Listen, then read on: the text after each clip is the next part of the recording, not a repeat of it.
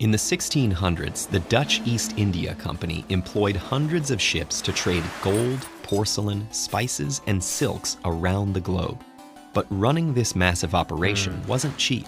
In order to fund their expensive voyages, the company turned to private citizens, individuals who could invest money to support the trip in exchange for a share of the ship's profits. This practice allowed the company to afford even grander voyages, increasing profits for both themselves and their savvy investors. Selling these shares in coffee houses and shipping ports across the continent, the Dutch East India Company unknowingly invented the world's first stock market. Since then, companies have been collecting funds from willing investors to support all kinds of businesses. And today, the stock market has schools, careers, and even whole television channels dedicated to understanding it. But the modern stock market is significantly more complicated than its original incarnation. So how do companies and investors use the market today? Let's imagine a new coffee company that decides to launch on the market. First, the company will advertise itself to big investors. If they think the company is a good idea, they get the first crack at investing and then sponsor the company's initial public offering, or IPO.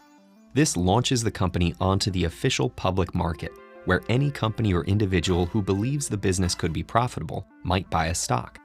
Buying stocks makes those investors partial owners in the business. Their investment helps the company to grow, and as it becomes more successful, more buyers may see potential and start buying stocks. As demand for those stocks increases, so does their price, increasing the cost for prospective buyers and raising the value of the company's stocks people already own.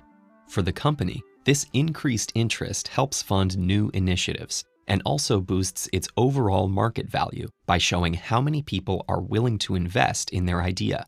However, if for some reason a company starts to seem less profitable, the reverse can also happen. If investors think their stock value is going to decline, they'll sell their stocks with the hopes of making a profit before the company loses more value. As stocks are sold and demand for the stock goes down, the stock price falls, and with it, the company's market value. This can leave investors with big losses, unless the company starts to look profitable again. This seesaw of supply and demand is influenced by many factors. Companies are under the unavoidable influence of market forces, such as the fluctuating price of materials, changes in production technology, and the shifting costs of labor. Investors may be worried about changes in leadership, bad publicity, or larger factors like new laws and trade policies. And of course, plenty of investors are simply ready to sell valuable stocks and pursue personal interests. All these variables cause day-to-day noise in the market, which can make companies appear more or less successful. And in the stock market, appearing to lose value often leads to losing investors, and in turn, losing actual value. Human confidence in the market has the power to trigger everything from economic booms to financial crises. And this difficult-to-track variable is why most professionals promote reliable long-term investing over trying to make quick cash. However, experts are constantly building tools in efforts to increase their chances of success in this highly unpredictable system. But the stock market is not just for the rich and powerful. With the dawn of the internet, everyday investors can buy stocks in many of the exact same ways a large investor would. And as more people educate themselves about this complex system, they too can trade stocks, support the businesses they believe in, and pursue their financial goals. The first step is getting invested.